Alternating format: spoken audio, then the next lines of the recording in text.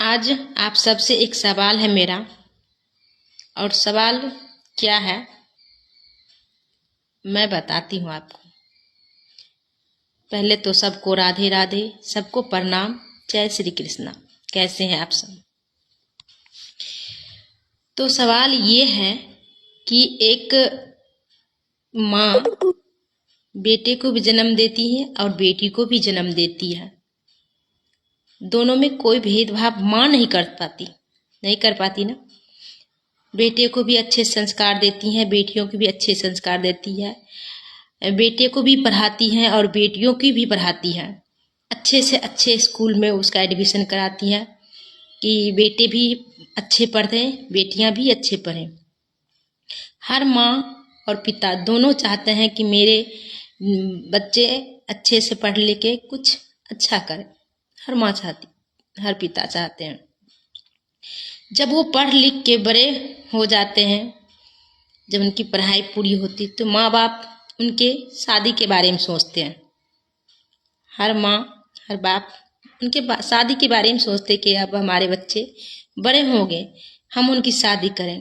माँ अपने बच्चों के बारे में यही सोचती रहती, पिता भी। लेकिन जब एक बेटी की माँ और बाप ये सोचते हैं हम अपनी बेटी की शादी करेंगे, ना जाने लड़के वाले कितने दहेज मांगेंगे, क्या देंगे नहीं देंगे, हमारे पास अभी इतना है नहीं, कैसे क्या करेंगे।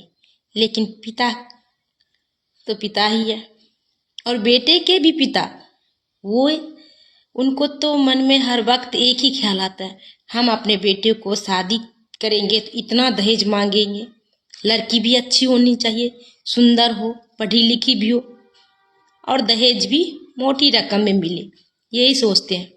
लेकिन बेटी का बाप वो तो ये सोचते हैं हम अपने बेटी की शादी करेंगे, लड़का अच्छा मिलेगा, घर बार अच्छा मिलेगा, तो दहेज भी इतना ही मांगेगा, कहाँ से क्या करेंगे।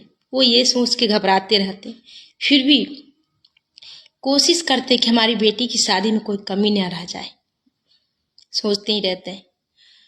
और जो बेटे का पिता होते हैं वो क्या सोचते, हम तो ये चीज लेंगे, हम अपनी पसंद से हर कुछ करवाएंगे उनसे।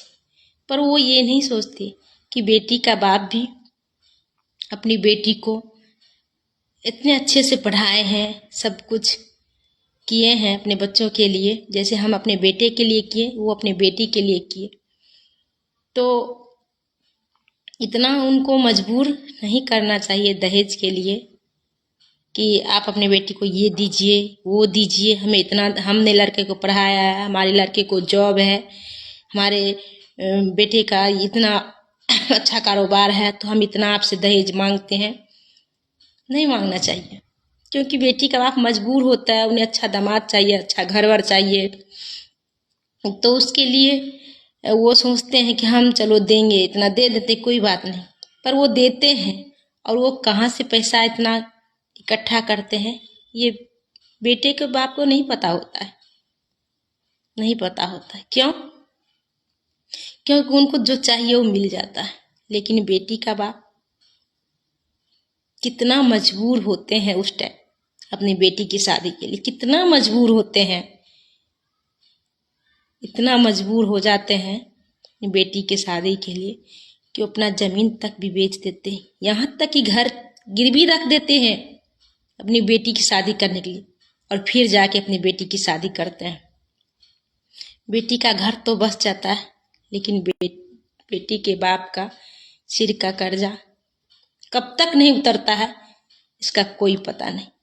तो मेरी वीडियो अच्छी लगे, आप सबको मेरी बातें अच्छी लगे, तो आप सब जरूर लाइक शेयर कीजिएगा। धन्यवाद।